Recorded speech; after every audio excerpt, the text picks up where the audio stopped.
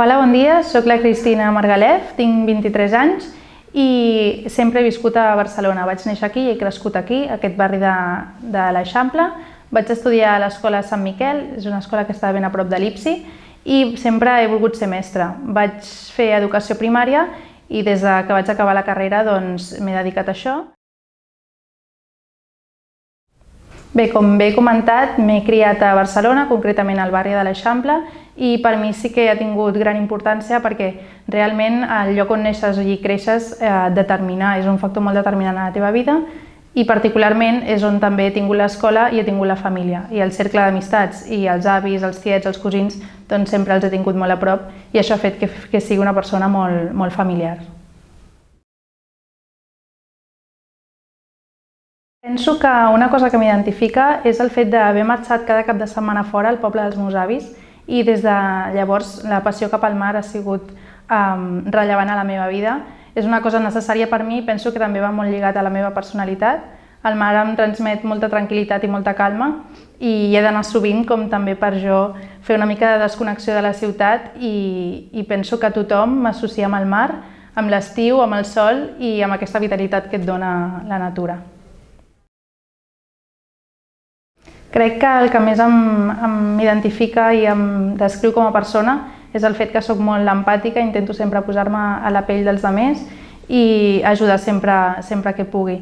De fet, això a vegades també és una mica dolent, però penso que és el que més em descriu i el que més valora la gent de mi. Els meus hobbies podria dir que són fer esport, des de ben petita que en faig, quedar amb els amics i sobretot també estar amb la família, compartir molts moments amb la família. Des de ben petita vaig començar a fer un esport que es diu FitKit, no és gaire conegut, però és un esport que barreja una mica el tema de les acrobàcies i el ball i era una apassionada del FitKit. Vaig fer-ho fins als 16 anys, però quan ja vaig començar amb el batxillerat, que se'm va complicar pel tema dels exàmens, doncs ho vaig deixar i vaig començar a fer altre tipus d'esport, vaig anar al gimnàs, però sempre ha estat com un paper molt important a la meva vida perquè era un moment de desconnexió també i per poder compartir amb els meus amics i amigues que també el feien i d'aquesta manera doncs jo intentava evadir-me de tot allò que formava part del meu dia a dia. Bé, des de petita la meva vocació per ser mestra ha estat present.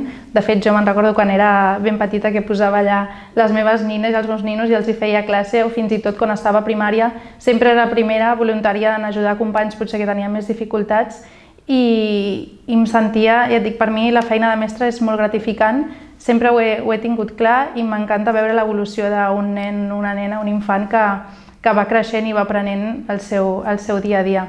La feina realment és com me l'esperava, però sí que és cert que valoro molt més i veig que hi ha gent que no té ni idea i menysprea moltes vegades aquesta professió i hi ha molta feina darrere, tant amb les famílies com amb els alumnes.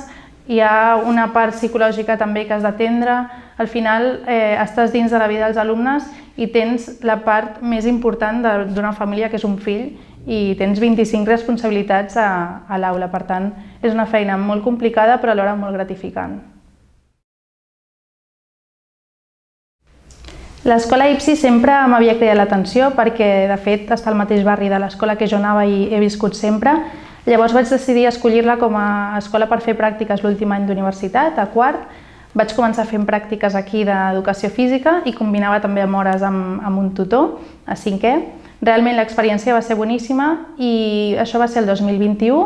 El mateix 2021 em van cridar de l'escola per fer una substitució i al gener del 2022 vaig començar amb una mitja jornada de tutora i fins ara. De fet, és el tercer curs escolar que estic aquí i molt contenta amb l'escola i l'experiència. Durant aquests 3 cursos escolars que he estat a IPSI, he estat fent de tutora de quart, de tutora de segon i d'atenció a la diversitat també. I l'any passat, precisament, davant l'arribada de tants nouvinguts, vam decidir obrir una aula d'acollida i vaig ser jo mateixa amb una altra companya que la vam començar a fer.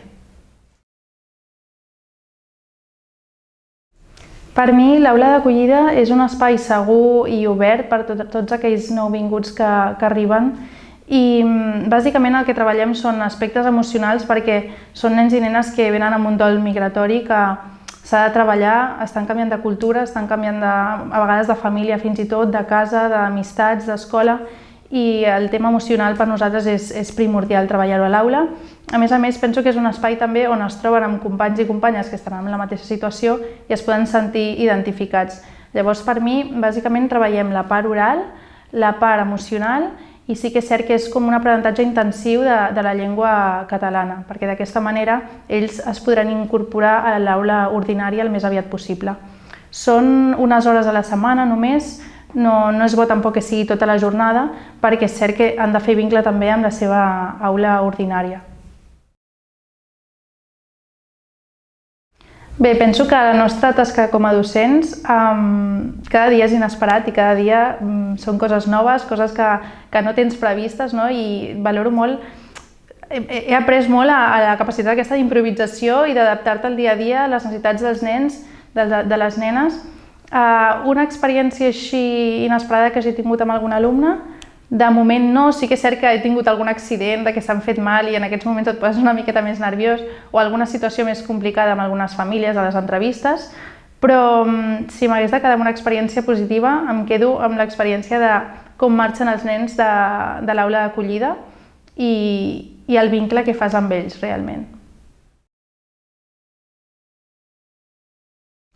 Doncs si hagués de donar algun consell als alumnes, diria que de cara al futur, sobretot, que no es rendeixin mai, que sempre persegueixin els seus somnis i que s'esforcin. Jo soc una persona que valoro moltíssim la cultura de l'esforç i sense esforç i voluntat no arribem enlloc. Per tant, recomanaria això, que s'esforcin, que persegueixin els seus somnis i d'aquesta manera arribaran molt lluny. I que sobretot que no deixin que ningú els faci menysprear, que confiïn en ells i tirin endavant perquè són capaços de tot.